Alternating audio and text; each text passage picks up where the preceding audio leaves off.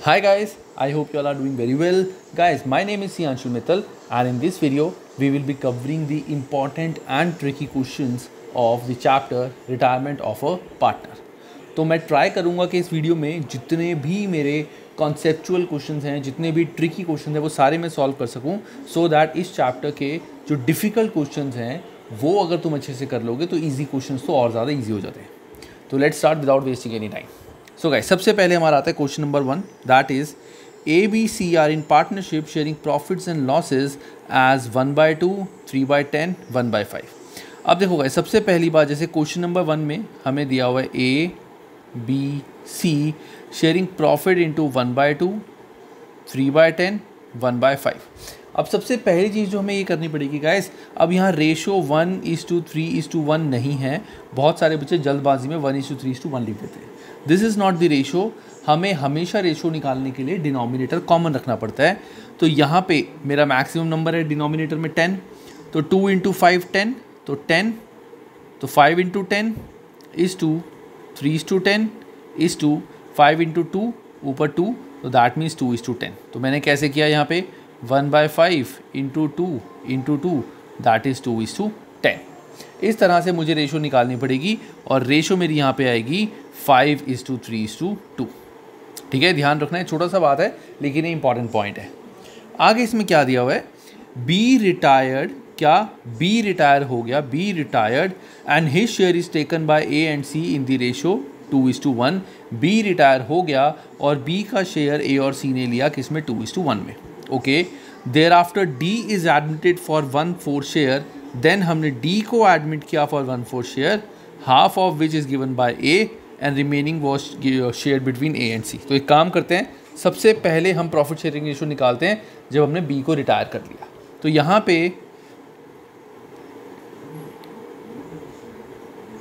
At the time of बीज retirement, तो B का शेयर ए और सी को कैसे मिला, क्वेश्चन में क्या लिखा हुआ है, B retires and his share is taken by A and C in 2:1. तो देयरफॉर बी शेयर, एक सेकेंड गाइस, थोड़ा सा मेरा फॉन्ट बड़ा हो गया, मैं थोड़ा फॉन्ट छोटा कर दूं, 18. सो बी शेयर, बी का हमारा शेयर है 3/10. B share is taken by A and C in 2:1. That means A ने कितना लिया, 3/10 का 2:1, दैट मीन्स 2/3 ए ने ले लिया, और सी ने कितना लिया होगा 3/10 का इंटू 1/3. तो बी का जो शेयर था, it is taken by A and C in 2:1. तो बी के शेयर का 2:1 ए और सी ने ले लिया, तो 6/30 ए ने ले लिया और 3/30 बी ने ले लिया. मैं अभी कुछ भी काटापीटी नहीं करूँगा, तो 1/5 हो गया ये या 1/10, कुछ नहीं, यहाँ पे मैंने छोड़ दिया. So therefore as new share, A का न्यू शेयर कितना हुआ, ए का पहले शेयर था 5/10 प्लस इसको मिल गया बी के शेयर से 6/30. सो एलसीएम में कॉमन करूँगा 30, 10 × 3, सो 15 + 6 दैट मीन्स 21/30 हो गया ए का शेयर, न्यू शेयर. और बीज न्यू शेयर, बी का बोल दिया मैंने, सीज न्यू शेयर, सी का पहले शेयर था 2/10 प्लस इसको मिल गया बी के शेयर में से 3/30. सो एलसीएम अगेन 30, तो 10 × 3, 3 × 6, 6 + 3 is equal to 9/30. So therefore new ratio between A and C is 21:9 और ये 3 से डिवाइड हो जाता है, दैट मीन्स 7:3. तो 7:3 आ गई मेरी new ratio between A and C. ठीक है गाइस, बिल्कुल सिंपल पार्ट है अभी ये. अब आता है गाइस हमारा नेक्स्ट पार्ट. सो नेक्स्ट पार्ट क्या है, नेक्स्ट इज, इसके बाद हमने डी को एडमिट किया for 1/4 share. So thereafter D is admitted for 1/4 share. D is admitted for 1/4 share. और क्या लिखा हुआ है क्वेश्चन में, क्वेश्चन में लिखा हुआ है half of which is given by A, मतलब 1/4 का हाफ. ध्यान से सुनना गाइस, 1/4 का हाफ, तो ए ने कितना दिया है, इस 1/4 का हाफ, दैट मीन्स ए ने कितना दिया 1/8 एंड द रिमेनिंग शेयर. अब 1/4 का हाफ होता है 1/8, तो रिमेनिंग शेयर कितना रह गया 1/8, 1/4 का हाफ होता है 1/8, तो रिमेनिंग शेयर भी रह गया 1/8। Remaining share was taken equally from A and C, मतलब जो रिमेनिंग शेयर था वो भी आधा आधा ए और सी ने दिया। सो ए ने दोबारा से कितना दिया होगा 1/8 का हाफ, दैट मीन्स 1/16 ए ने दिया और 1/16 सी ने दिया, 1/16 सी ने दिया। तो क्या बोला गया यहाँ पे गाइस कि जो भी नया पार्टनर आ रहा है जितना उसको शेयर मिल रहा है उसका आधा ए ने दिया और रिमेनिंग जो है वो भी आधा आधा ए और सी ने दिया। दैट मीन्स ए ने टोटल कितना दिया होगा 1/8 एंड 1/16। ठीक है, अब यहाँ पे हम क्या करेंगे गाइस, अब हम यहाँ पे करेंगे क्या गाइस, तो देयरफॉर हमारा ए का पुराना शेयर कितना था, तो ए इज ओल्ड, तो रिमेनिंग शेयर ऑफ ए, एक काम करते हैं सीधा हम लिखते हैं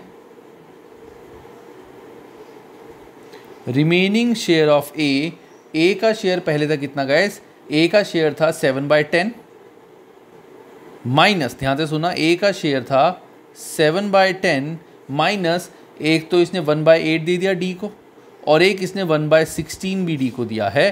तो यहाँ पे एक काम करते हैं, मैं टोटल एलसीएम अभी 160 कर लेता हूँ। ठीक है, कुछ नहीं, ज़्यादा कुछ नहीं, 160, तो 10 इंटू 16, तो 16 इंटू 7 तो 16 इंटू 7 इज़ 112 प्लस 820, तो ये -20 माइनस 16 10, तो -10, सो 112 -20 -16 -10, सॉरी 112 -20 -10, ये मेरा हो जाता है 112 -30 विच इज़ 82, सो 82 अपॉन 160, ये तो रहेगा शेयर ए का।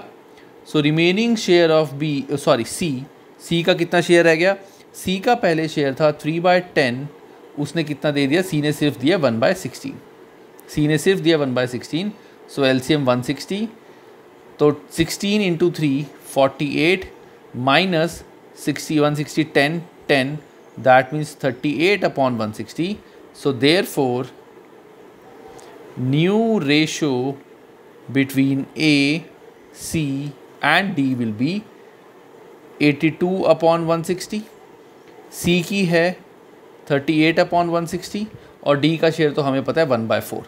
अब एलसीएम मुझे 160 कॉमन कर लेता हूँ मैं, एक काम करते हैं, ये 2 से डिवाइड हो जाता है, तो 41 80 19 80, सो एलसीएम मुझे 80 करना है, तो 4 into 2 80, that means into 20, so new ratio will be 41:19 20, so this is my new ratio after these admission. तो 82/160 2 से डिवाइड किया, 41 अपॉन 80, 19 अपॉन 80 एंड 1/4, तो 80 एलसीएम करने के लिए यहाँ मैंने मल्टीप्लाई किया दोनों को 20 से, सो 4 इंटू 20 80 और ऊपर आ गया मेरा 20, सो 41:19 that is my final answer. So this is my new ratio 41:19 simple question है बट थोड़ी सी कैलकुलेशन ज़्यादा है, तो अच्छे से समझना। ये क्वेश्चन अगर तुमने कर लिया तो जो भी न्यू रेशो निकालना के क्वेश्चन होते हैं ऐसे टाइप के उल्टी सीधे क्वेश्चन, वो तुम बहुत ही ईजिली कर लोगे। ठीक है, अब आते हैं हमारा next question. Next question is question number 2। ये जो क्वेश्चन नंबर 2 है, बहुत सारे बच्चों को शायद ये क्वेश्चन बहुत ही ईजी लगे कि क्वेश्चन बहुत ईजी है, बट बहुत सारे बच्चे इसमें कंफ्यूज भी हो जाते हैं, उनको काफ़ी प्रॉब्लम आती है ऐसे क्वेश्चन में। ठीक है, क्वेश्चन क्या है, Akash, Yogesh and Bhavesh were partners in a firm sharing profits and losses in the ratio 4:3:1। So Akash is to Yogesh is to Bhavesh sharing profit in the ratio 4:3:1। Yogesh retire, मेरी आदत है जो भी रिटायर हो जाता है मैं उसको सर्कल कर लेता हूँ ताकि मेरे को याद रहे। Yogesh retire and gaining ratio between Akash and Bhavesh is 4:5। अब gaining ratio between Akash and Bhavesh is 4:5, इसका मतलब क्या है गाइस? इसका सिंपल सा मतलब है कि योगेश का जो शेयर है that is distributed between Akash and Bhavesh in this ratio 4:5। तो जो ये योगेश का शेयर है that is 3/8, ये आकाश और भवेश में 4:5 बट गया, तो आकाश को कितना मिला होगा 3/8 इंटू 4/9, 5, तो 3/8 इंटू 4/9, सो 3/8 इंटू 4/9, तो सीधा सीधा 4 3 12 divide by 9 8 72. So that means Yogesh का शेयर आकाश को मिला होगा 12/72. भवेश को कितना मिला होगा? योगेश का share 3/8 into 5/9, that means 15/72. So therefore Akash new share, Akash का न्यू शेयर कितना होगा? पहले था आकाश का शेयर 4/8 प्लस 12/72, तो एलसीएम आ जाएगा मेरा 72. सो 9 4 36 प्लस 12, दैट मीन्स 48/72. और Bhavesh new share will be, पहले भवेश का शेयर था 1/8 प्लस इसको मिला 15/72, सो LCM 72, 9, so 9 plus 15, that means 24/72. So therefore Aakash is to Bhavesh, उनका न्यू रेशो है 48:24, और अगर मैं इसको कट करूं तो सीधा सीधा मेरा आता है 2:1. सो आकाश और भवेश का न्यू रेशो क्या आ रहा है मेरा? 2:1. तो सिंपल सा पॉइंट जिस क्वेश्चन में था, बहुत ही ईजी था, बट पॉइंट क्या था कि जब भी क्वेश्चन में हमें गेनिंग रेशो गिवन हो, इट मीन्स जो भी पार्टनर रिटायर हो रहा है उसका शेयर किस रेशो में रिमेनिंग पार्टनर्स लेके जा रहे हैं, that is called gaining ratio. ठीक है, चलो गाइस, अब नेक्स्ट क्वेश्चन आता है question number 3. So question number 3 is Aksa, Irfan and Zoya are partners sharing profits and losses in the ratio 4:3:1. Irfan retired on 1st April 2020. So this is your question number 3. AIZ, मैं short में कर रहा हूँ, AIZ are partners sharing profit in the ratio 4:3:1. Irfan retire हो गया on 1st April 2020. ठीक है. Giving his share of profit to Aksa and Zoya for 60,000, मतलब उसने अपना प्रॉफिट का शेयर आक्सा एंड जोया को 60,000 में दिया. इसका मतलब क्या है गाइस? याद रखना, शेयर इन प्रॉफिट का मतलब क्या होता है? It means share in goodwill. Share in profit indirectly means share in goodwill. Profit में शेयर देना मतलब अगर मैं शेयर में अपना इतना शेयर, जो प्रॉफिट है मेरे, अपने प्रॉफिट के लिए मैं इतना अमाउंट ले रहा हूँ, अपने प्रॉफिट देने के लिए मैं इतना अमाउंट ले रहा हूँ, that means I am getting the goodwill. So 2 things, share in capital या शेयर इन एसेट. देखो, share in asset is called capital. के फर्म में जितने भी मेरे एसेट्स लगे हुए थे उसकी अगेंस्ट अगर मैं कुछ अमाउंट लेता हूँ रिटायरमेंट के टाइम पे, दैट इज़ माय कैपिटल. और जितना मेरी वजह से फर्म का प्रॉफिट आता है उस प्रॉफिट का शेयर मैं लेता हूँ, that is called share in goodwill. So that means giving his share of profit to Aksa and Zoya for 60,000. इसका मतलब क्या हुआ कि गुडविल शेयर ऑफ इरफान. तो share of goodwill of Irfan is 60,000. 60,000 is the share of goodwill. 35,000 beat paid by Aksa. कि 60,000 जो है इसमें से 35,000 किसने पे किया? आक्सा ने. एंड रिमेनिंग 25,000 किसने पे किया? उसको जोया ने. सो आक्सा ने और ये किया जोया ने. ठीक है गाइस, अब सबसे पहले मैं तुम्हें बताता हूँ इस चीज़ की जर्नल एंट्री क्या होगी. हालांकि हमसे इसमें पूछी भी गई है इनफैक्ट, बट अगर मैं तुमसे जर्नल एंट्री पूछूँ इसकी जर्नल एंट्री क्या होगी? So journal entry will be simple. अगर एक पार्टनर रिटायर हो रहा है और दोनों जो रिमेनिंग पार्टनर्स हैं, ध्यान से सुनना गाइस, दोनों रिमेनिंग पार्टनर्स अपना जो गुडविल का शेयर है वो उसको दे रहे हैं. जो इरफान का जो प्रॉफिट था, दैट मीन्स गुडविल का शेयर था, वो ए और जेड उसको दे रहे हैं. दैट मीन्स ए और जेड प्रॉफिट गेन कर रहे हैं. गेनिंग पार्टनर ही सैक्रिफाइसिंग पार्टनर को गुडविल का शेयर देता है. यही रूल होता है ना कि गेनिंग पार्टनर ही सैक्रिफाइसिंग पार्टनर को गुडविल का शेयर देता है. तो अगर आक्सा एंड जोया इरफान को गुडविल का शेयर दे रहे हैं, दैट मीन्स प्रॉफिट में शेयर दे रहे हैं, that means they are gaining. So entry will be Aksa capital account debit, Zoya capital account debit to Irfan capital account 35,000 25,000 and 60,000। ये तो होगी हमारी फर्स्ट एंट्री। हालांकि अभी नहीं करनी मैं एंट्री, बट मैं तुम्हें वैसे बता रहा हूँ कि this is going to be the first entry. अब आगे इसमें दिया हुआ है profit for the year ended, ध्यान से सुनना guys, profit for the year ended 31 March 2021। 1 April 2020 को इरफान रिटायर हो गया, तो रिटायरमेंट के बाद के हमें प्रॉफिट दिया हुआ है। तो रिटायरमेंट के बाद के अगर प्रॉफिट दिए हुए हैं, दैट मीन्स ये तो हमारी न्यू रेशो में डिस्ट्रीब्यूट होंगे। रिटायरमेंट के बाद जो भी कुछ होता है that is distributed in new ratio, तो रिटायरमेंट के बाद के प्रॉफिट हमारे न्यू रेशो में डिस्ट्रीब्यूट होंगे, है ना। अब यहाँ पे हमें न्यू रेशो निकालनी पड़ेगी। कैसे?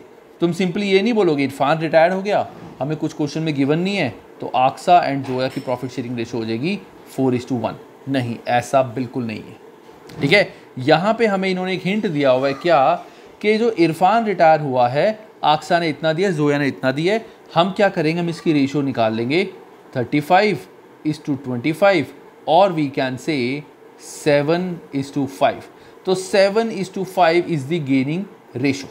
सो that means Aksa and Zoya की जो गेनिंग रेशो है that is 7:5। Aksa and Zoya ने की जो गेनिंग रेशो है दैट इज 7:5। अभी प्रीवियस क्वेश्चन में मैंने तुम्हें बताया था कि जब गेनिंग रेशो में दिए होते तो हम क्या करते हैं। सो यहाँ पे इरफान का शेयर था 3/8, ये आक्सा ने ले लिया 3/8 इंटू 7/12, और जोया ने ले लिया 3/8 into 5/12। So that means 21/96, 15/96। So therefore new share of Aksa will be, उसका ओल्ड शेयर 4/8 प्लस जितना इरफान का शेयर मिल गया 21/96, तो ये हो गया 96। तो 12 4 ज़ा 48 प्लस 21 दैट मीन्स 69/96, और new share of Zoya will be 1/8 plus उसको मिल गया कितना 15/96। So LCM 96, 12 plus 15 that means 27/96। Therefore Aksa and Zoya की न्यू रेशो है 69:27। ये 3 से डिवाइड होता है, so that means 23:9। So 23:9 is their new profit sharing ratio. कितनी आई? 23:9। सिंपल क्वेश्चन है गाइस, अभी तक कुछ भी मुश्किल नहीं है। चलो अब ये आ गई हमारी न्यू रेशो। अब जो हमारा प्रॉफिट है उसको मैं डिस्ट्रीब्यूट करूंगा न्यू प्रॉफिट शेयरिंग रेशो में। तो पहली मेरी एंट्री गुडविल की थी, ये न्यू प्रॉफिट मेरा कितना है, प्रॉफिट इज 32,000। तो प्रॉफिट पार्टनर्स को मिलता है, दैट मीन्स पार्टनर्स की कैपिटल बढ़ेगी। So therefore profit and loss appropriation account debit, क्योंकि एप्रोप्रिएशन से प्रॉफिट ट्रांसफर होगा ना, first chapter of accounts. Profit and loss appropriation account debit to Aksa's capital account to Zoya capital account. Profit was 32,000. It will be distributed in 23:9. तो ये जो हमारा answer आएगा, तो 32 23 देखो सीधा सीधा आता है, तो 23,000 अपॉन और ये 9,000। So this will be my second entry. तो फर्स्ट एंट्री होगी मेरी गुडविल वाली और सेकेंड एंट्री होगी ये। तुम कहोगे सर इसको करने का फ़ायदा क्या है? ये हमने इसलिए करा है क्योंकि हमें न्यू रेशो निकालनी थी, न्यू रेशो निकाल के एंट्री होनी थी। तो गाइस एग्जाम में तुम कैसे करोगे? एग्जाम में तुम ऐसे सॉल्व नहीं करोगे, तुम अभी एंट्री यहाँ गुडविल की नहीं करोगे। क्वेश्चन पढ़ने के बाद तुम्हें समझ आएगा कि हमें न्यू रेशो भी निकालनी है यहाँ पे। तो न्यू रेशो निकालने के बाद तुम दोनों एंट्रीज करोगे जर्नल के फॉर्मेट के साथ। तो पहली एंट्री हो जाएगी ये, दूसरी एंट्री हो जाएगी ये। बहुत ही सिंपल क्वेश्चन था, सिर्फ फ़र्क क्या था हमारा, सेम यही चीज़ कि हमें क्वेश्चन में बताया हुआ था कि जो इरफान जा रहा है तो उसको किस तरह से शेयर ऑफ गुडविल मिल रहा है जो रिमेनिंग पार्टनर्स दे रहे हैं, that is in gaining ratio. Gaining ratio हमें पता चल गई, दैट इज़ 7:5। बस हमने सिंपल क्वेश्चन कर लिया। अगर इस क्वेश्चन में डाउट हो तो 1 2 3 बार ज़रूर देखना, it's a very very important question, but अच्छे से समझ लेना क्योंकि इस टाइप के क्वेश्चन 1 और 2 मार्कर्स में एग्जाम में आने के बहुत हाई चांसेस होते हैं। ठीक है, सो बात है गाइस हमारा नेक्स्ट क्वेश्चन। अभी क्वेश्चन एक बार पढ़ते हैं। देखो गाइस सबसे बड़ी बात, जब भी तुम्हारे को कोई भी ऐसा बड़ा क्वेश्चन आए, ठीक है, तो तुम्हें कभी भी ध्यान रखना, कभी भी क्वेश्चन यहाँ से पढ़ना नहीं शुरू करना, हमेशा क्वेश्चन के लास्ट में पढ़ना कि तुम्हें करना क्या है। बहुत बच्चे गलती ये करते हैं, वो क्वेश्चन यहाँ से पढ़ते हैं, यहाँ से पढ़ के बस उनको क्वेश्चन दिखता है, चलो भाई फटाफट से रिवैल्यूएशन अकाउंट बनाओ, पार्टनर्स कैपिटल बनाओ, बैलेंस शीट बनानी शुरू कर देते हैं, जल्दी बड़ी होती है। नहीं, क्वेश्चन पढ़ो, क्वेश्चन में करना क्या है। अब क्वेश्चन में सबसे पहले क्या लिखा हुआ है, to give the effect of the above adjustment pass necessary journal entries and also prepare revaluation account. हमें जर्नल एंट्रीज करनी है और रीवैल्यूएशन अकाउंट बनाना है। अब ऐसे केसेस में जर्नल एंट्री बच्चे क्या करते हैं, बहुत सारे बच्चे यही सोचते हैं कि पहले जर्नल एंट्री बोला गया तो मैं जर्नल एंट्री का फॉर्मेट बना लेता हूँ और बाद में रीवैल्यूएशन पहले कर दूंगा। मतलब करना रीवैल्यूएशन पहले ही है, करना रीवैल्यूएशन पहले ही है, लेकिन एंट्रीज का फॉर्मेट पहले बना के बाद में revaluation. It's not required, you can do the revaluation account before as well. ऐसा कहीं कोई रूल नहीं है, इसमें ये नहीं बोला हुआ कि फर्स्ट हमें जर्नल एंट्री करनी है बाद में रीवैल्यूएशन। तो ऐसे क्वेश्चंस में बेटर ये रहता है कि सबसे पहले हम एक रीवैल्यूएशन अकाउंट बना लें। तो इस क्वेश्चन में सबसे पहले हम बनाएंगे अपना रीवैल्यूएशन अकाउंट, और revaluation account is kind of same जैसा भी हमने चेंज इन रेशियो या एडमिशन में कराया। तो बहुत ज़्यादा मेहनत करने की ज़रूरत हमें नहीं है, पता है सारी चीज़ें, बहुत इजीली कर सकते हैं। सो this is the format, particular amount, particular amount. अब देखो सबसे पहले रीवैल्यूएशन अकाउंट बनाने के लिए गाइज, अभी हमें ध्यान से सुनना, रीवैल्यूएशन अकाउंट बनाने के लिए हमें अभी यहाँ से कुछ पढ़ने की ज़रूरत नहीं है, अभी नहीं पढ़ेंगे। हम हर एडजस्टमेंट देखेंगे और हर एडजस्टमेंट में देखेंगे कि हमें फ़ायदा हो रहा है कि नुकसान। अगर यहाँ पे इन्वेस्टमेंट होता और इन्वेस्टमेंट का ब्रैकेट में मार्केट वैल्यू कुछ ऐसा गिवन होता, तब हमें, और यहाँ पे IFR गिवन होता, तब शायद हम एडजस्टमेंट बोल सकते थे। बट अभी के लिए जब मैंने देखा यहाँ ऐसा कुछ नहीं है, तो सिंपल मैंने यहाँ से एडजस्टमेंट शुरू कर दी। अब an amount of 1100 including in the sundry debtors to be written off as no longer receivable। 1100 के हमारे क्या हो गए यहाँ पे, बैड डेट्स। 1100 के क्या हो गए हमारे, बैड डेट्स। अब बैड डेट्स की गाइस हम एंट्री बाद में करेंगे, पहले तो हमें रीवैल्यूएशन में प्रॉफिट एंड लॉस देखना है। तो सबसे पहले अगर मैं बोलूँ मेरा लॉस कितना होगा, ध्यान से सुनना। सो टू बैड डेट्स भी लिख सकते हैं या तो डेटर्स भी लिख सकते हैं, totally up to you. You can write bad debts और टू राइट डेटर्स। मैं लिख रहा हूं यहां पे डेटर्स, ब्रैकेट में बैड डेट। अब बैड डेट, मेरे बैड डेट हुए हैं 1100 के, कितने, 1100 माइनस ऑलरेडी मैंने प्रोविजन कितना बनाया हुआ है, 800 का। तो 800 का मैंने ऑलरेडी प्रोविजन बनाया हुआ है, बैड डेट हुए 1100, दैट मीन्स नुकसान जो मेरा हुआ है नेट वो हुआ है 300 का, क्योंकि पहले से ही मैंने 800 का प्रोविजन बनाया हुआ था कि इतने बैड डेट्स मेरे हो सकते हैं, एक्चुअली हुए 1100। तो बाद में क्या एडजस्टमेंट है उसके अभी कुछ नहीं बात कर रहे, अभी मैं सिर्फ ये कह रहा हूँ कि इतना मेरा नुकसान हो गया, ये एडजस्टमेंट होगी। Second adjustment, provision for doubtful debt to be maintained at an existing rate. मेरे को जो प्रोविजन बनाना है वो उसी रेट पे बनाना है जो मेरा अभी का रेट चल रहा है। सो करंट रेट मेरा यहाँ पे क्या होगा, so current rate of provision will be simple 800 divide by 16,000 into 100। जैसे हम परसेंटेज निकालते हैं ना, अगर कुछ भी परसेंटेज गिवन होता तो मैं इसको x परसेंटेज लेके करूंगा, तो यही मेरा फॉर्मूला आएगा। सो 800 divide by 16,000 into 100, so this is 800 divide by 16,000 into 100, so that is 5%। तो 5% मेरा है प्रोविजन का रेट। 5% क्या है मेरा प्रोविजन का रेट। अब गाइस इंपॉर्टेंट बात, ध्यान से, ये सबसे इंपॉर्टेंट बात है जो मैं करने जा रहा हूँ। अब मेरे रिमेनिंग डेटर्स कितने रह गए हैं, रिमेनिंग डेटर्स मेरे कितने रह गए, पहले मेरे डेटर्स थे 16,000, ठीक है। 16,000 में से कंफर्म हो गया कि 1100 के मेरे बैड डेट्स हो गए हैं, तो 1100 के मेरे बैड डेट हो गए। तो 16,000 माइनस 1100 इट इज 14,900। तो 14,900 के क्या हो गए मेरे remaining debtors.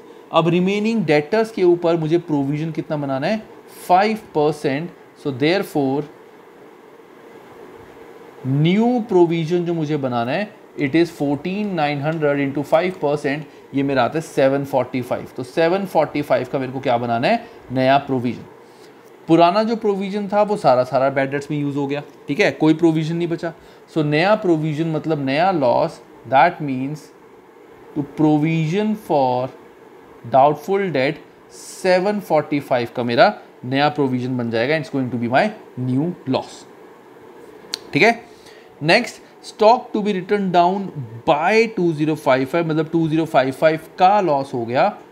So to stock 2055, land and building to be return up by 11,000 से वैल्यू बढ़ानी है। So that means by land and building 11,000, and an amount of 700 including in the creditors return back as no longer payable। हमारे कुछ creditors थे 700 के जो हमें अब पे नहीं करने, तो ये हमारा फ़ायदा हो गया, प्रॉफिट हो गया। सो बाय क्रेडिटर्स 700, ये भी हो गया। A provision for 600 be made for outstanding repair bill. अब हमें नया प्रोविजन बनाना है, कोई आउटस्टैंडिंग रिपेयर बिल है, that means this is my new liability, ये कोई नई लायबिलिटी बनने वाली है। सो दैट मीन्स टू, सीधा बोल देता हूं मैं, outstanding repair bill 600, outstanding repair bill 600, ये हो गया। Last, an old computer previously return of sold for 2000 as scrap. अब ये गाइस इंपॉर्टेंट है, ध्यान से देखना। मेरा एक पुराना कंप्यूटर था जो बुक में नहीं था, मैंने उसको एक सेकंड गाइस, सॉरी, मैंने उसको सेल कर दिया, कितने का? I sold it for 2000। अब 2000 का मैंने अगर फर्नीचर सेल कर दिया, सॉरी कंप्यूटर सेल कर दिया, पहली बात तो मेरा फ़ायदा हुआ है क्योंकि बुक में था ही नहीं। तो अब यहाँ पे बहुत बच्चे क्या करते हैं, वो यहाँ पे लिख देंगे कंप्यूटर्स,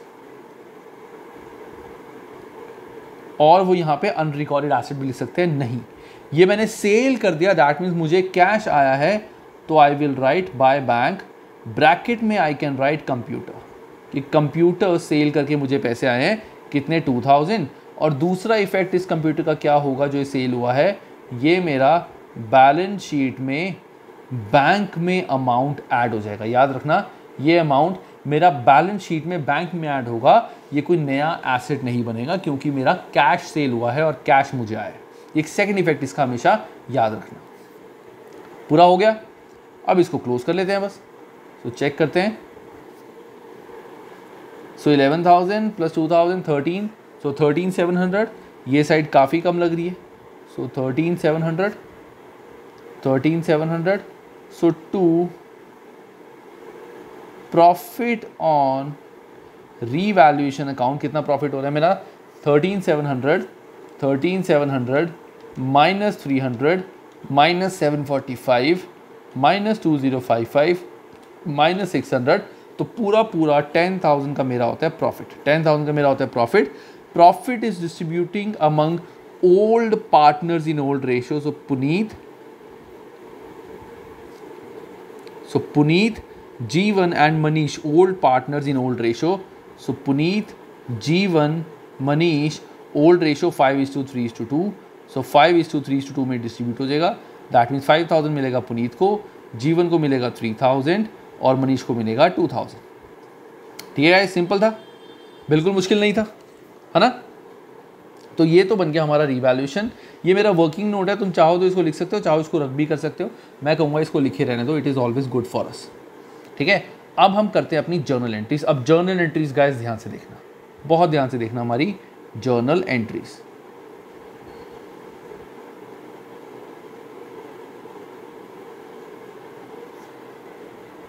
रीवैल्यूएशन अकाउंट बना के हमें क्या फ़ायदा हो गया कि जर्नल एंट्रीज में अब हमें दिमाग लगाने की ज़रूरत ही नहीं है, हम सीधा सीधा जर्नल एंट्रीज कर सकते हैं। So date, particular, ledger folio, debit, credit. ठीक है गाइस, अब ध्यान से सुनना, बहुत ध्यान से। जो मेरी सबसे पहली जर्नल एंट्री होगी, दैट विल बी, सबसे पहली जर्नल एंट्री क्या होगी? बैड डेट्स वाली। तो बैड डेट की मेरी जो एंट्री होती है, that is bad debt account debit to debtors 1100, ये मेरी फर्स्ट एंट्री होगी। इसके बाद गाइस मुझे कुछ नहीं करना, मैं यहाँ से अपनी सारी एंट्रीज कर लूँगा। तो यहाँ से पहली एंट्री क्या हो जाएगी? पहले बैड डेट्स वाली करिए तो इसी को छेड़ देते हैं। तो बैड डेट्स की सेकंड एंट्री क्या हो जाएगी?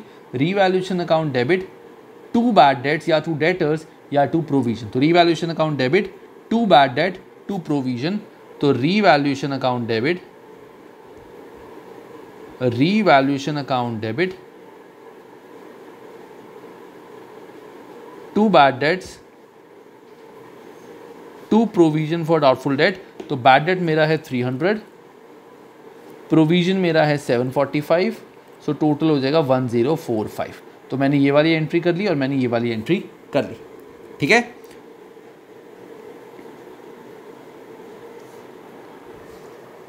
सॉरी गाइस, सॉरी, एक छोटी सी मिस्टेक मैंने करी है यहाँ पे, मैं भूल ही गया था कि हमारा ओल्ड प्रोविजन भी है।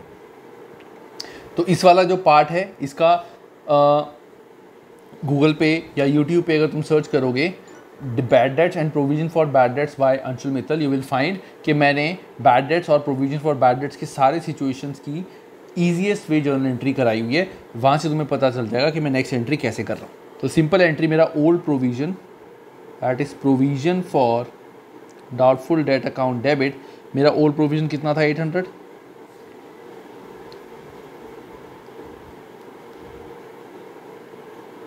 To bad dates,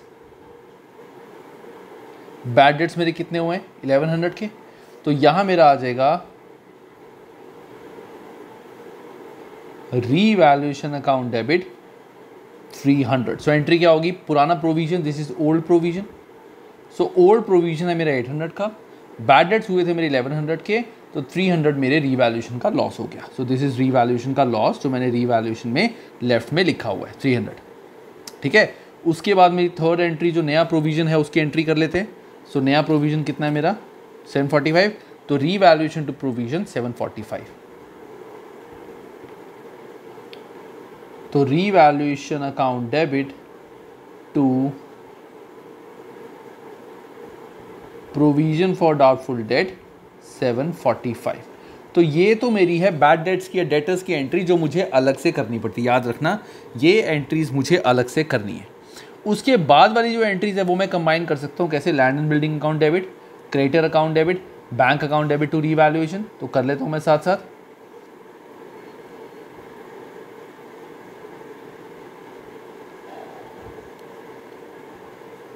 so D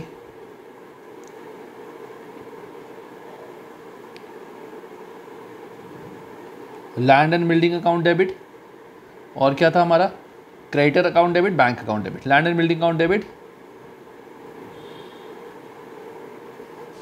creditor account debit, bank account debit to revaluation account, and the amount was, मेरा अमाउंट कितना था 11,700 एंड 2000, 11,700 एंड 2000, एंड टोटल मेरा आ गया 13,700, ठीक है। अब ई मेरी नेक्स्ट एंट्री क्या हो जाएगी, ये सारा हो गया, इसकी एंट्री होगी, इसकी एंट्री होगी, तो revaluation account debit to stock to outstanding repair bill, तो revaluation account debit, revaluation account debit to stock to outstanding repair bill, stock मेरा कितना था 2055 और आउटस्टैंडिंग रिपेयर बिल मेरा था 600 का, तो 2655, तो 2655 की मेरी एंट्री होगी। लास्ट एंट्री मेरी होगी प्रॉफिट की, तो रीवैल्यूएशन अकाउंट डेबिट, याद रखना टू प्रॉफिट नहीं होता, तो revaluation account debit to P to J to M, तो it's revaluation account debit, last entry revaluation account debit to Puneet to जीवन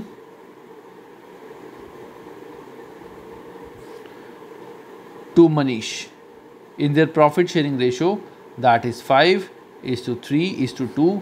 सो प्रॉफिट मेरा था 10,000, वो कैसे डिस्ट्रीब्यूट हुआ 5,000, 3,000 and 2,000। So this is how you have to do this kind of question. बहुत ही simple था, बट 2-3 पॉइंट से इस क्वेश्चन को कराने का मेरा पर्पस क्या था कि तुम्हें ये पता चल जाए कि जब ऐसे क्वेश्चन आते हैं और बैड डेट्स भी इन्वॉल्व होते हैं तो हमें कौन सी एडिशनल एंट्रीज करनी पड़ती हैं, ये एडिशनल एंट्रीज हमें करनी पड़ती हैं, याद रखना। बाकी तो एंट्रीज हम रीवैल्यूएशन से कॉपी पेस्ट डायरेक्टली कर सकते हैं। और कैसे करते थे, these account debit to revaluation and revaluation to these account and last में रीवैल्यूएशन टू पार्टनर्स कैपिटल जो भी प्रॉफिट है। अगर लॉस होता तो partners capital account debit to revaluation, सीधा मैंने यहाँ से एंट्रीज कर ली। ठीक है गाइस, इजी था क्वेश्चन। चलो अब करते हैं next question, that is this. ये बड़ा क्वेश्चन है, बहुत ध्यान से करेंगे। So guys the next question is, सबसे पहले हमें करना क्या है वो पढ़ते हैं। You are required to prepare revaluation account, partners capital account and Neeta's loan account till finally close. That means हमें यहाँ पे बैलेंस शीट नहीं बनानी। ये ध्यान से, बहुत बच्चे क्या सोचते हैं, वो सोचते हैं हमें revaluation partners capital balance sheet भी बनानी है। नहीं, हमें बैलेंस शीट यहाँ पे नहीं बनानी। ठीक है, तो मैं यहाँ क्या करता हूँ, सबसे पहले मैं फॉर्मेट बना लेता हूँ, revaluation account,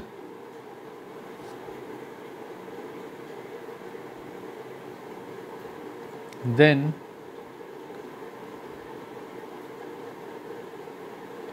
partners capital account. Loan account अभी मैं बाद में बनाऊंगा। सो पीहू, गीता, नीता 3 पार्टनर्स हैं।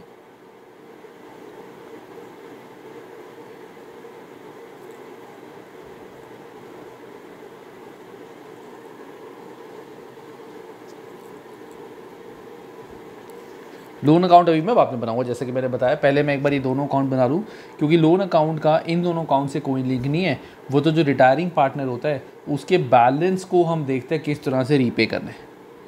सो this is particular amount,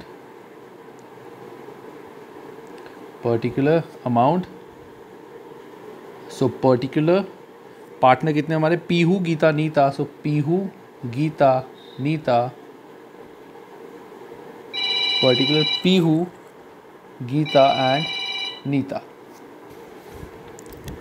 so guys question में सबसे पहले हमें क्या दिया हुआ, एक काम करते हैं। अब हमें बैलेंस शीट तो बनानी नहीं है, तो सबसे पहले तो जो मैं कैपिटल बैलेंस है ये लिख लेता हूँ यहाँ पे। So let me change the colour.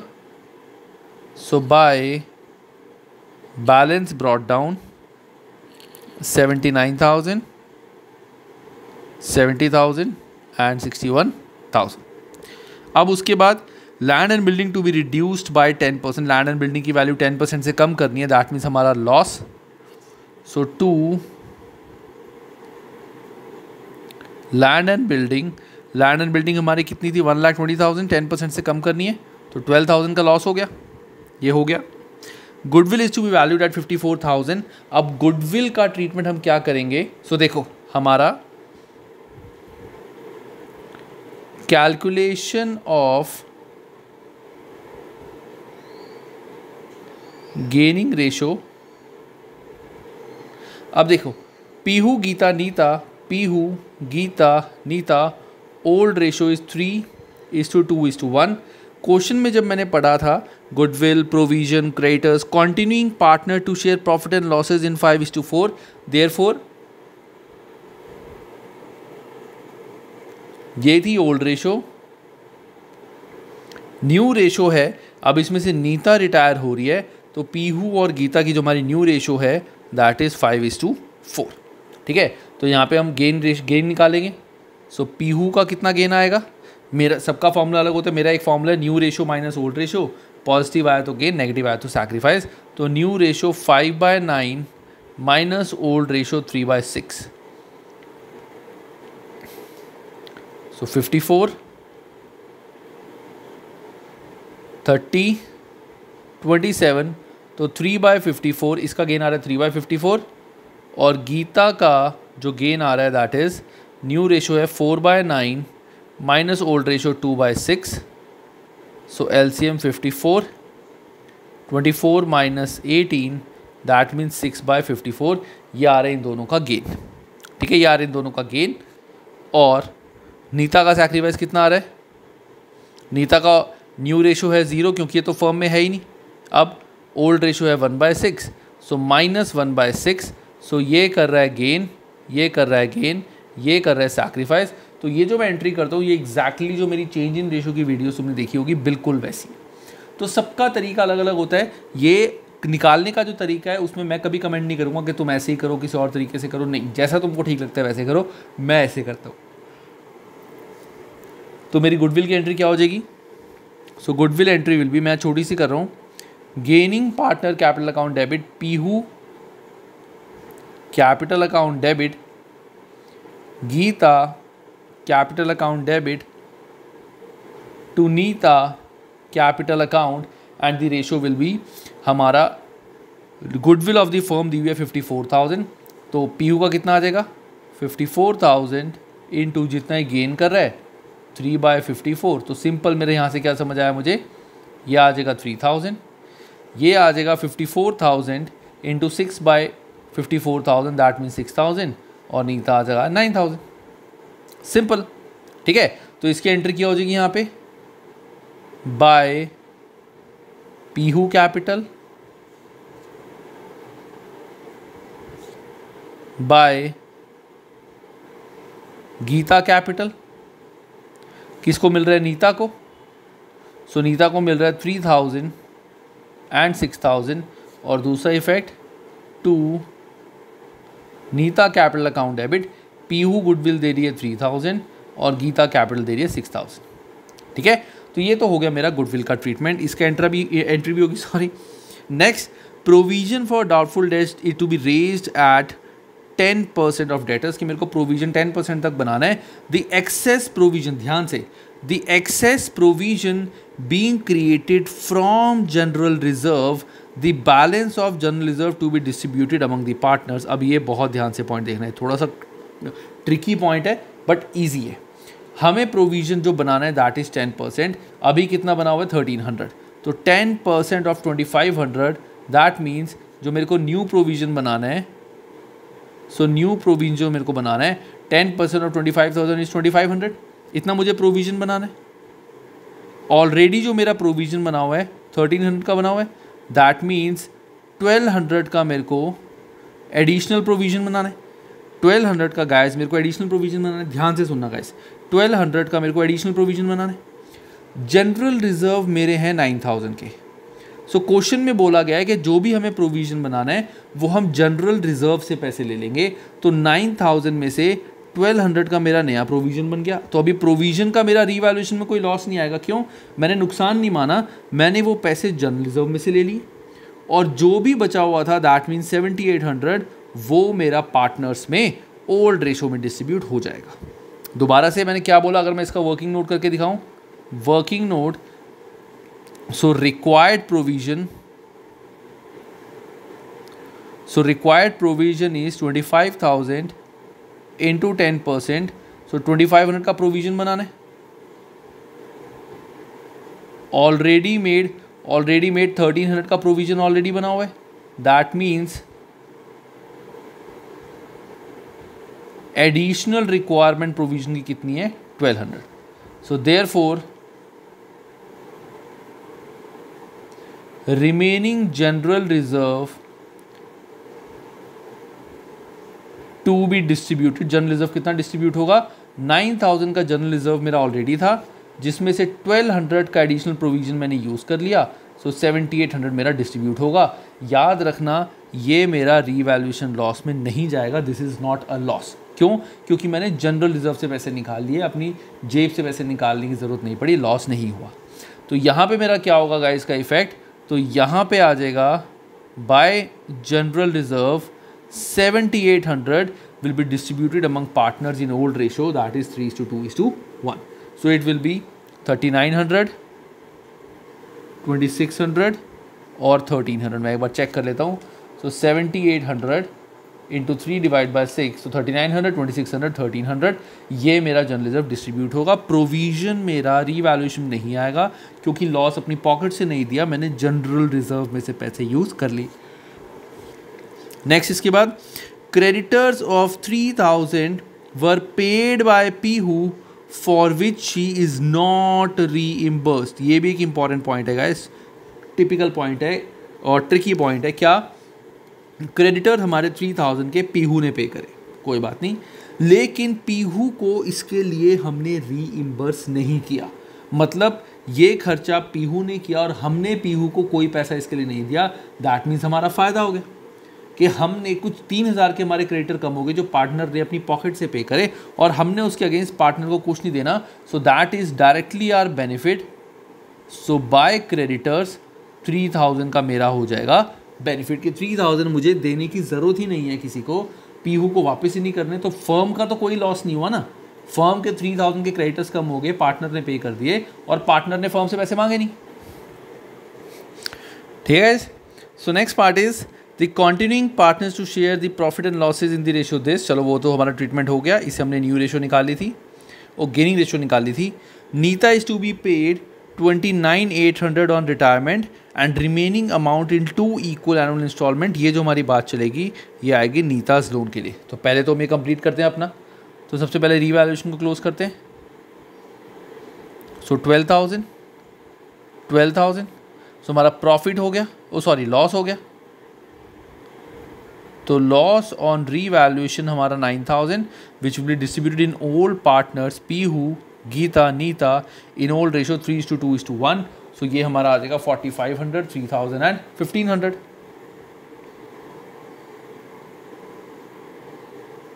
Revaluation loss यहाँ ट्रांसफर हो जाएगा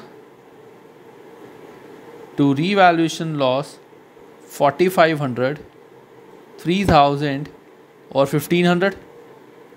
ठीक है गाइस, सिंपल है। अभी तक मैंने कुछ भी अलग नहीं किया, कुछ भी डिफिकल्ट नहीं किया, बहुत सिंपल चल रहा है। अब इसके बाद गाइस मैं आगे क्या करूँगा, अब इसको पार्टनर्स कैपिटल को क्लोज करूँगा। तो रिटायर कौन हो रहा है, नीता। तो मैं नीता को छोड़ के पहले तो मैं पीहू और गीता को क्लोज करता हूँ। सो टू बैलेंस, मतलब उनका अकाउंट क्लोज करता हूँ।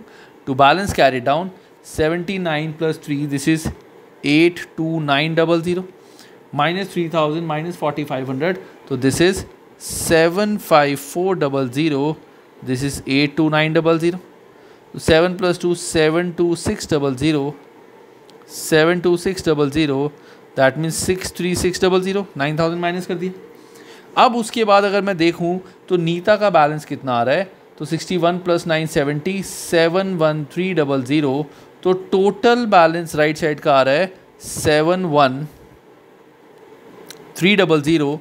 तो 71300 माइनस 1,500 जो लॉस है, तो नेट जो मुझे, ध्यान से सुना गाइस, नेट जो मुझे नीता को पे करना है दैट इज 69800। कितना पे करना है मेरे को, 69800। This is the net amount payable to Nita. वो मेरा बैलेंस कैरी डाउन में नहीं आएगा क्योंकि वो रिटायर हो चुकी है। हमें बोला गया है Nita to be paid 29,800 on retirement, that means हमारा टू बैंक 29,800 तो हमने कैश पे कर दिया। टोटल अमाउंट मैंने बताया था 69,800, तो जब मैंने 69,800 में से 29,800 माइनस किया तो मेरा बैलेंस रहेगा 30,000 which is to be transferred into loan account and the remaining to be transferred to loan account. So to Neeta's loan account इतना अमाउंट चला गया हमारा लोन में। सिंपल सी बात है। इसमें जो ये सब कुछ लिखा हुआ है, ये सब कुछ, इसका कोई इफेक्ट नहीं है हमारा कैपिटल अकाउंट से। हमें सिर्फ ये देखना है कितना अमाउंट कैश पे करा, कितना आउटस्टैंडिंग है, तो इतना अमाउंट हमारा लोन अकाउंट में चला गया। ठीक है, सिंपल सी बात है गाइस। अब लोन रीपे कैसे करना है, सो यहाँ क्या लिखा हुआ है, the loan, the remaining amount that is the loan which is 3,000 is to be paid in 2 equal annual installments together with interest of 10% per annum on outstanding balance. The first installment is to be paid on 31st March 2016. वो retire हुई है 1 April 2015 को। तो अब मैं बनाऊंगा Nita's loan account. Simple से है भाई, नीताज लोन अकाउंट। ये ध्यान से देखना, सिंपल है लेकिन बहुत ध्यान से देखना क्योंकि डेट्स वगैरह में बच्चे गलती कर सकते हैं। यहाँ पे लेजर फोलियो तुम्हारे को बनाने की ज़रूरत नहीं है, यहाँ पे you can skip that part. उसके मार्क्स नहीं कटेंगे अगर तुम लेजर फोलियो नहीं बनाते। So this is date, particular amount, date, particular amount. अब सबसे पहला guys, retirement was on 1 April 2015, तो 1 अप्रैल 15 को so by Nita's capital 30,000 Nita's capital से लोन में ट्रांसफ़र हुआ था। इतना तो हमने कैश दे दिया, तो लोन में कितना गया 30,000, तो वो 30,000 लोन का अमाउंट हमारे यहाँ आ जाएगा। अब बुक्स क्लोज कब होती है, 31 मार्च 2016, उसी डेट को हम पेमेंट कर रहे हैं। So 31 March 16, so by interest so by interest rate हमें कितना दिया हुआ है 10%, सो दिस इज 30,000 इंटू 10% पूरे साल का इंटरेस्ट, दैट इज 3,000। अब सेम डे 31 मार्च 16 क्योंकि हमने पेमेंट करी है, तो टू बैंक, क्वेश्चन में बोला गया जो भी टोटल लोन अमाउंट है वो 2 इक्वल एनुअल इंस्टॉलमेंट्स में पे होगा। तो 30,000 का टोटल लोन था, डिवाइड बाय 2, तो 15,000 की EMI हो जाएगी पर ईयर, ईयरली इंस्टॉलमेंट। तो बैंक में हमने कितना फर्स्ट इंस्टॉलमेंट में पे किया 15,000, प्लस जो मेरा अभी तक का इंटरेस्ट था आउटस्टैंडिंग 3,000, तो मैंने 18,000 टोटल पे कर दिया। सेम डेट पे बुक्स क्लोज होती हैं, तो 2 बैलेंस कैरी डाउन, अब मैंने बैलेंस कैरी डाउन निकाला, सो 33,000 माइनस 18,000, ये आएगा 15,000 जो हमारी EMI पेंडिंग है। लॉजिक 30 में से 15 हमने पे कर दिया, 15 रह गया, ये 3 हम ऑलरेडी इसके साथ EMI के जो इंस्टॉलमेंट है उसके साथ पे कर चुके हैं, तो बैलेंस 15,000। अब ये बैलेंस मेरा 1 अप्रैल 16 को bye balance brought down 15,000 carry forward हुआ। 31 मार्च 17 को बाय इंटरेस्ट 15,000 इंटू 10%, 1,500 का मेरा इंटरेस्ट हो गया। अब अगेन 31 मार्च 17 को टू बैंक मैं पेमेंट करूँगा सेकेंड इंस्टॉलमेंट 15,000 की, plus interest 1,500, so this is 16,500, और यहाँ मेरा लोन क्लोज 16,500। सिंपल क्वेश्चन था गाइस। सॉरी मैंने मिस्टेक कर दी बच्चे हंस रहे होंगे मुझ पे, या I did a mistake, it's not 30,000, it is 40,000, ये बैलेंस 40,000 आ रहा है, मेरी कैलकुलेशन मिस्टेक थी, मैं जल्दी से इसको ठीक करता हूँ। लॉजिक सही था, सिर्फ कैलकुलेशन मिस्टेक होगी, बट जो भी है गाइस, अगर मिस्टेक है तो मार्क्स तो पूरे कटेंगे। मैं जल्दी से इसको ठीक कर देता हूँ, गलतियाँ इंसानों से होती हैं, मैं भी इंसान हूँ। तो 40,000 का टोटल था, तो 40,000 इंटू 10% इट इज़ 4,000, तो 44,000, तो 20,000 मेरी इंस्टॉलमेंट थी पहली, प्लस 4,000 का इंटरेस्ट, तो 24,000, ये बैलेंस रह जाएगा मेरा 20,000, 44,000, 20,000 ब्रॉट डाउन, 20,000 का 10% इट इज़ 2,000, सो 22,000, और टोटल पेमेंट कितनी होगी सेकेंड इंस्टॉलमेंट 20,000 की, प्लस 2,000 का मेरा इंटरेस्ट, सो 22,000। सॉरी गाइस, मेरे से मिस्टेक हो गई थी, और यहाँ मेरा अकाउंट हो जाएगा close, and this is my complete question. ठीक है, मुश्किल नहीं है, ईजी है, बस थोड़ा सा ध्यान से हमें करना है। कोई भी क्वेश्चन डिफिकल्ट नहीं होता, सिर्फ क्वेश्चन ट्रिकी होता है। हमें ट्रिक पार्ट अगर समझ आ गया तो क्वेश्चन बहुत ईजिली हो जाता है। ठीक है, अब करते हैं हम अपना नेक्स्ट क्वेश्चन। नेक्स्ट क्वेश्चन है हमारे ये वाला, XYZ were partner sharing profit in the ratio 5:3:2। Question में निकालना क्या है, calculate the amount of cash to be paid or to be bought by continuing partner if minimum cash and bank balance of 3,000 was to be maintained. So guys, question में क्या है, X, Y and Z were partners in a firm sharing profits in the ratio 5:3:2.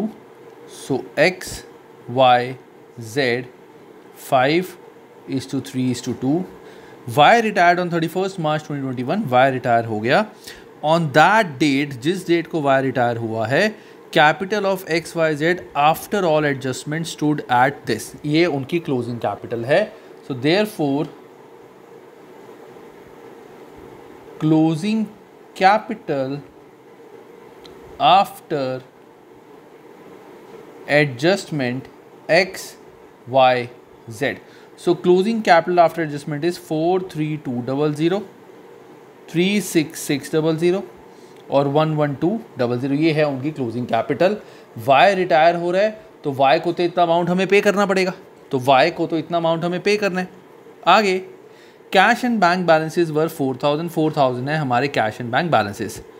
Y is to be paid through cash bought by X and Z in such a manner that their capital are proportionate to their new profit sharing ratio which is 3:2. सो 3:2 हमें new ratio दी हुई है, तो new ratio x और Z की दी हुई है 3:2. Calculate the amount of cash to be paid or bought by the continuing partners if a minimum cash balance of 3,000 were to be maintained. अब guys यहाँ पे मैं तुम्हें एक फॉर्मूला बताता हूँ, वो फॉर्मूला तुम हमेशा याद कर लेना रिटायरमेंट के ऐसे क्वेश्चंस में.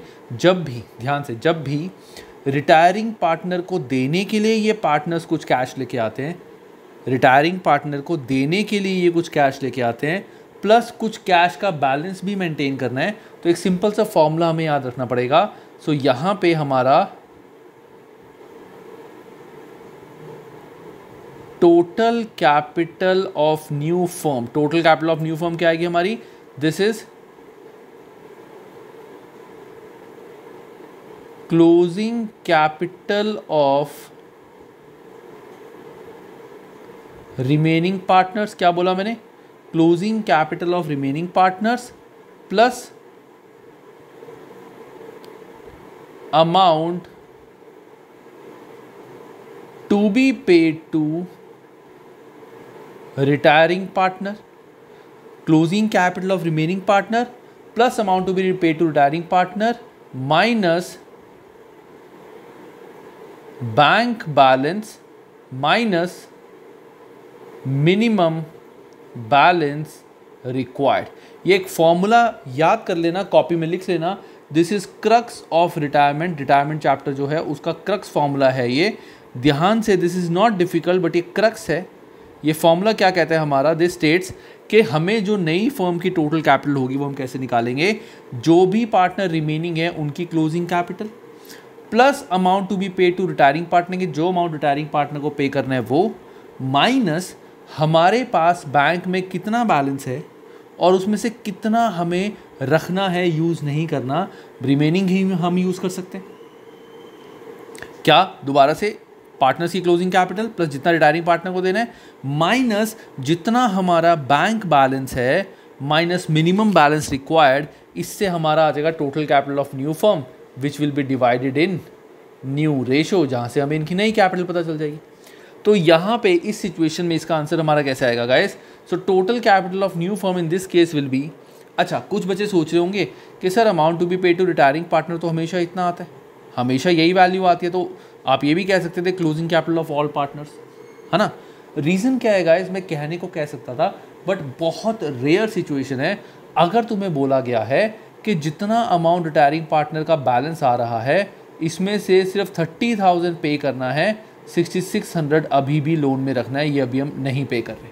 तो जितना पे करना है पार्टनर्स उतना लेके आ रहे हैं. अगर मैं क्लोजिंग कैपिटल यहाँ पे ऐड कर दूंगा तो हमारा आ जाएगा 36,600, जबकि पे हमें कितना करना है 30,000. तो जितना रिटायरिंग पार्टनर को पे करना होता है उतना ही हम यहाँ पे ऐड करते हैं कैपिटल के अंदर पुराने पार्टनर्स की. और जनरली ऐसा क्वेश्चन नहीं आता but you have to be very sure कि अगर गलती से आ जाए तो लॉजिक्स तुम्हारे क्लियर होने चाहिए. ठीक है. So total capital of new firm will be closing capital of remaining partners 43200 plus 11200 plus amount to be paid to retiring partner. अब यहाँ कुछ नहीं बोला हुआ, यहाँ सिंपल बोला हुआ है कि y is to be paid through cash, मतलब सारा अमाउंट, नथिंग इज मेंशन. तो 36600 माइनस बैंक बैलेंस, बैंक में हमारे पास बैलेंस कितना था 4000 minus minimum balance required. Question में बोला गया है कि मिनिमम हमें 3000 रखना ही रखना है. दैट मीन्स हम सिर्फ 1000 ही यूज़ कर सकते हैं देने के लिए, रिमेनिंग पार्टनर्स को लाना पड़ेगा. तो 36,600 में से सिर्फ 1000 में माइनस कर सकते हैं. सो 43200 प्लस 11200 प्लस 36,600 माइनस 1000, तो मेरा आंसर आ जाता है 90,000. सो 90,000 is the total capital of new firm which will be distributed among partners in their new ratio, that is 3:2. So 5 1s are 5, 18. So 18 into 3, 54,000.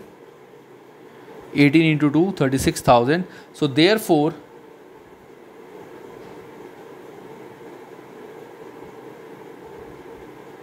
adjusted closing capital x की कितनी होनी चाहिए 54,000 और z की कितनी होनी चाहिए 36,000. x की कैपिटल होनी चाहिए 54,000, और Z की होनी चाहिए 36,000, X की होनी चाहिए 54, है 43200, तो 54,000 माइनस 43200, दैट मीन्स इतना अमाउंट इसको कैश लाना पड़ेगा फर्म में. He has to bring this much cash into the firm. Adjusted closing capital इसकी आ रही है 36,000 और एक्चुअल जो इसकी है दैट इज़ 11200, तो इसको भी 24800 फर्म में लेके आना पड़ेगा. इतना कैश फर्म में लाना पड़ेगा. अगर गलती से हमारी क्लोजिंग कैपिटल किसी पार्टनर की कम आती कि है इतनी, होनी चाहिए कम, दैट मीन्स ज़्यादा कैपिटल अभी है उसकी, तो वो कैश विड्रॉ कर लेगा, उतना कैश विड्रॉ कर लेगा. तो मतलब इतना टोटल कैश हमारी फर्म में आएगा. तो टोटल जो X को अमाउंट लेके आना है 10800 और जो Z को लेके आना है दैट इज़ 24800. इतना अमाउंट इनको लेके आना है.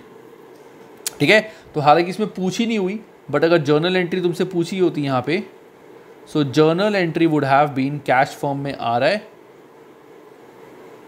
So bank account debit to X कितनी ला रहा है,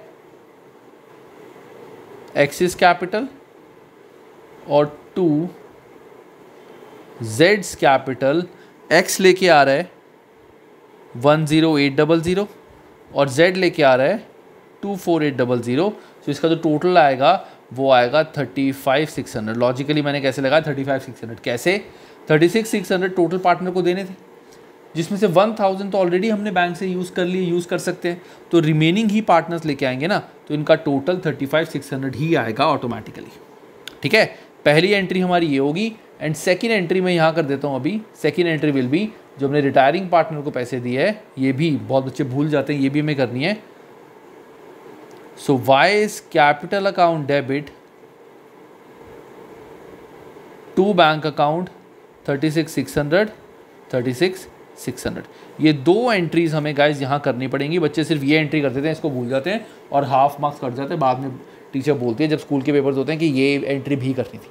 तो ये दो एंट्री हमें करनी है, जितना अमाउंट रिमेनिंग पार्टनर्स लेके आ रहे हैं और जितना हमें रिटायरिंग पार्टनर को देना है. ठीक है गाइज. ये जो क्वेश्चन है मैंने गलती से इंपॉर्टेंट क्वेश्चन में लिखा हुआ है. This is not important, this is very simple question. ये तुम करोगे तो क्वेश्चन तुम्हें समझ आ जाएगा. कैपिटल एडजस्टमेंट वाला है, तो ये क्वेश्चन तुम कर सकते हो. I am not doing this question, this is very easy question.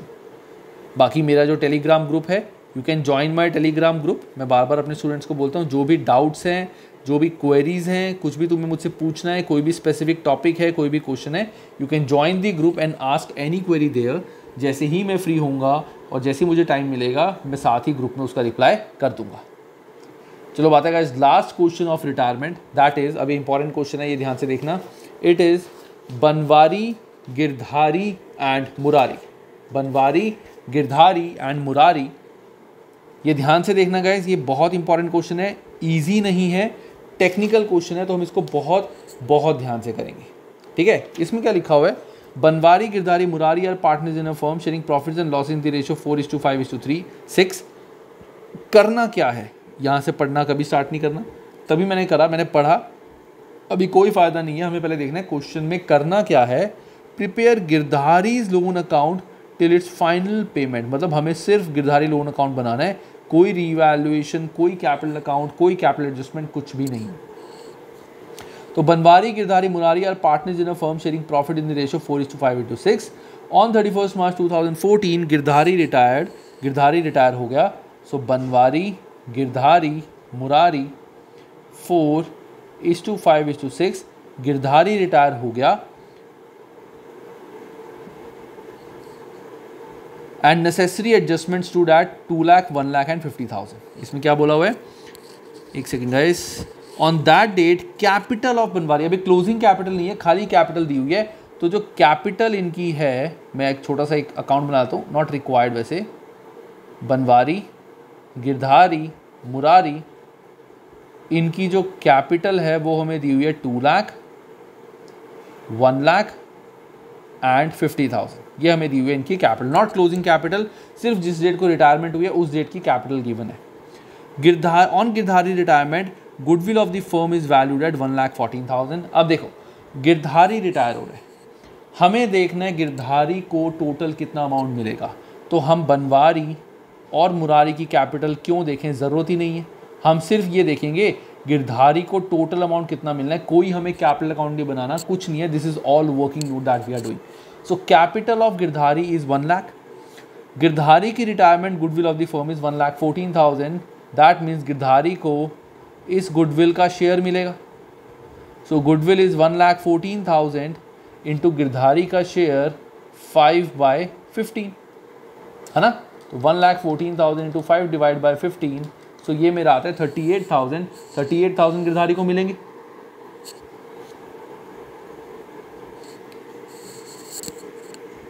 ठीक है ना, 38,000 गिरधारी को मिलेंगे। उसके बाद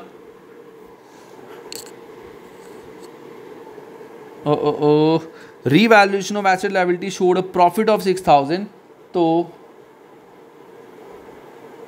share in profit of, share in reval profit, सीधा मैं कर देता हूँ। सो रीवैल प्रॉफिट, सो रीवैल्यूएशन हमारी कितनी है 6,000, इसका अगेन शेयर 5/15, सो 1/3, सो 2,000 इसको रीवैल्यूएशन का प्रॉफिट मिलेगा, 2,000 गिरधारी को रीवैल्यूएशन का प्रॉफिट मिलेगा। आगे जनरल रिजर्व वॉज 30,000, तो share in general reserve 30,000 into 5 divide by 15, तो 10,000 इसको जनरल रिजर्व में से शेयर मिलेगा। ठीक है। अब एक गाइस इंपॉर्टेंट बात क्या है यहाँ पे हर चीज़ जो है वो गिरधारी को मिल रही है। अगर यहाँ पे रीवैल्यूएशन लॉस होता या profit and loss debit balance होता या एडवर्टीजमेंट सस्पेंस होता तो हम क्या करते, तो हम इसकी कैपिटल में से वो फिगर माइनस कर देते। इन सब चीज़ों से कैपिटल बढ़ती है, गुडविल से कैपिटल बढ़ती है, गुडविल के शेयर से रिटायरिंग पार्टनर की कि इतने पैसे और देने, रीवैल्यूएशन का प्रॉफिट भी इसको मिलता है जिससे कैपिटल बढ़ती है, और जनरल रिजर्व जितने भी फालतू के रिजर्व्स होते हैं इससे भी पार्टनर की कैपिटल बढ़ती है कि फालतू का लायबिलिटी थी, हमें कोई पैसे देने किसी को नहीं है, ये हमारा प्रॉफिट ही है जो हमने बांटा नहीं है, तो ये भी पार्टनर्स को मिलता है। तो टोटल अमाउंट जो गिरधारी को मिलना है it is 1 lakh plus 38,000 plus 2,000 plus 10,000, that means total amount जो गिरधारी को मिलना है वो मिलना है 1,50,000। The amount payable to Girdhari is transferred to his loan account. Banwari and Murari agreed to pay Girdhari in 2 yearly installments of 75,000 each, including interest at 10% per annum. इन्होंने बोला हम 2 साल में तेरे को पैसे चुकाएंगे और 2 इक्वल की इंस्टॉलमेंट होगी 75,000 ईच, एंड आउटस्टैंडिंग जो बचेगा वो 3rd ईयर में पे कर देंगे। गाइस सबसे इंपॉर्टेंट बात यहाँ क्या लिखा हुआ है, इसमें लिखा हुआ है हमने 75,000 ईच उसको पे करे विच इज़ इंक्लूडिंग इंटरेस्ट। याद रखना this is not the total amount, this is not the instalment from this. ऐसा नहीं है कि 1,50,000 75 यहाँ पे करे 75 2 में पे कर दिए, नहीं ऐसा नहीं बोल रहा है। वो कह रहे हैं हमने जो टोटल अमाउंट पे करा है that is 75,000 which includes interest. तो ये कैसे करेंगे, इसमें देखो मैं तुम्हें बना के दिखाता हूँ। हम बनाएंगे गिरधारी लोन अकाउंट, गाइस ध्यान से देखना, मैंने बताया था ये ट्रिकी क्वेश्चन है, इसमें बच्चों के गलती होने के चांसेस हाई रहते हैं, तो ध्यान से देखना है। बच्चे यहाँ पे गलती कर सकते हैं और एग्ज़ाम वालों को यही चाहिए होता है, वो ऐसा एक आधा क्वेश्चन डाल देते हैं जहाँ बच्चे कंफ्यूज हो जाएं और ऑफ कोर्स उनके मार्क्स कटें। लेकिन हमें हर कॉन्सेप्ट क्लियर रखना है अच्छे से। सो कितना अमाउंट सारा का सारा लोन में ट्रांसफ़र हो गया। सो बाय गिरधारी कैपिटल अकाउंट किस डेट को, जिस डेट को वो रिटायर हुआ है, सो 31 मार्च 14 को रिटायर हुआ है, तो पूरा लोन में ट्रांसफ़र हो गया, पूरा लोन में ट्रांसफ़र हो गया। अब इसमें लिखा हुआ है पेमेंट हम कब से कर रहे हैं,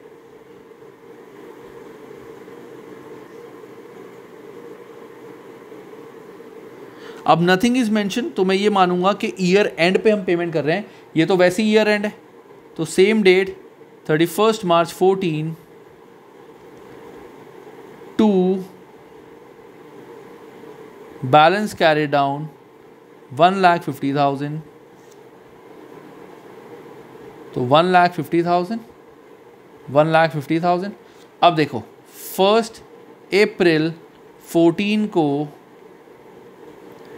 बाय बैलेंस ब्रॉट डाउन 1,50,000, ठीक है। अब पूरा साल 31 मार्च 15 को बाय इंटरेस्ट, अगले साल इंटरेस्ट लगेगा, इंटरेस्ट रेट कितना है 10%, तो 1,50,000 इंटू 10%, तो तो 15,000 का गाइस इंटरेस्ट हो गया। अब बहुत इंपॉर्टेंट बात, अब देखो 31 मार्च 15 को टू बैंक मैंने टोटल पेमेंट जो करी है वो करी है 75,000। क्या बोला मैंने कि टोटल पेमेंट मैंने 75,000 की करी है विच इंक्लूड्स इंटरेस्ट। तो इंटरेस्ट तो था 15,000 का, सो दैट मीन्स मैंने 60,000, मैं इसको रेड में लिखता हूँ ताकि तुम्हें पता चल जाए, पहली इंस्टॉलमेंट में मैंने लोन में से 60,000 पे करा है। पहली इंस्टॉलमेंट में मैंने लोन में से, इसमें से पहली इंस्टॉलमेंट में मैंने कितना पे करा है 60,000, क्योंकि टोटल 75,000 पे करा है जिसमें से 15 तो मेरा इंटरेस्ट ही था, तो 16,000 मैंने पे करा है। तो सेम डेट पे टू बैलेंस कैरी डाउन, अब बैलेंस कैरी डाउन हम सिंपल निकाल लेते हैं। तो 15,165,000, सो 165,000 माइनस 75, तो 150 माइनस 60 का लोन गया था तो 90,000, कैलकुलेशन करके भी 90,000 आएगा और लॉजिकली भी इतना टोटल लोन अमाउंट था जिसमें से फर्स्ट इंस्टॉलमेंट में 60 चला गया, बैलेंस कितना रह गया मेरा, बैलेंस कितना रह गया इसके बाद 90,000। अब 1 अप्रैल 15 को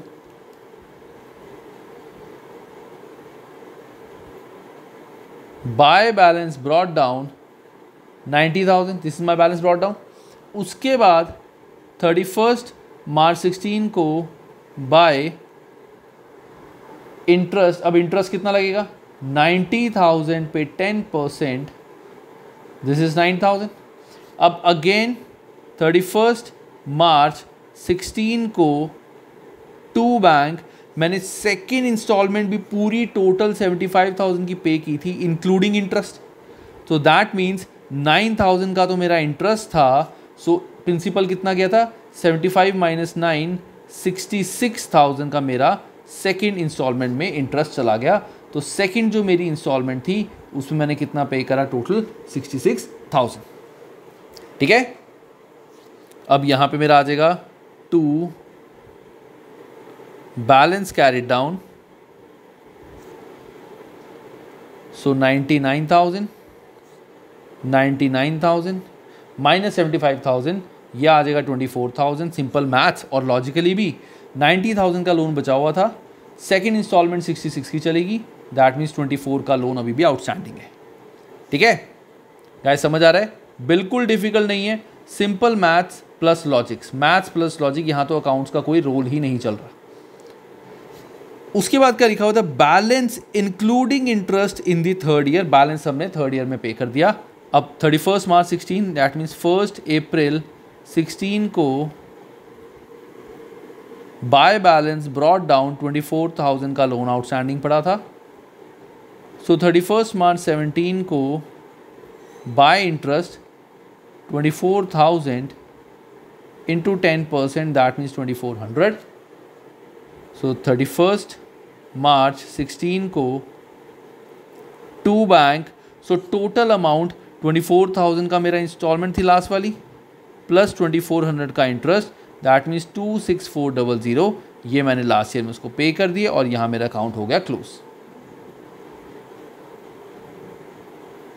तो क्वेश्चन डिफिकल्ट नहीं था, यहाँ बस इंपॉर्टेंट पॉइंट क्या था समझने वाला, वो यही था कि टोटल अमाउंट जो हमने पे करा है गाइस वो था 75,000 विच इंक्लूड्स इंटरेस्ट, तो हमें प्रिंसिपल अमाउंट निकालना था कि कितना हमने पे कर दिया। बहुत सारे बच्चों को ये भी सिखाया जाता है यहाँ पे कि तुम्हें कुछ करने की ज़रूरत नहीं है, बस ऐसे वैल्यूज़ डालते चले जाओ, यहाँ की जगह यहाँ वैल्यू आ जाएगी, ये चीज़ तुम्हें करने की ज़रूरत ही नहीं है, कहीं दिखाओ ही मत इसको, ये दिखाने की ज़रूरत ही नहीं है, तुम सिंपल अपना क्वेश्चन करते चले जाओ, आंसर आ जाएगा। बट गाइस, मेरा काम यहाँ पे सिर्फ तुम्हारे को आंसर निकलवाना नहीं है, मेरा काम है लॉजिक बताना भी। अगर मान लो 1 मार्कर 2 मार्कर या केस स्टडी में ऐसा क्वेश्चन आ जाता है और तुमसे पूछते हैं कि बताओ सेकंड इंस्टॉलमेंट में प्रिंसिपल अमाउंट कितना पे किया होगा, सेकंड इंस्टॉलमेंट में प्रिंसिपल अमाउंट कितना पे किया होगा, वहाँ तुम कंफ्यूज हो जाओगे। क्यों?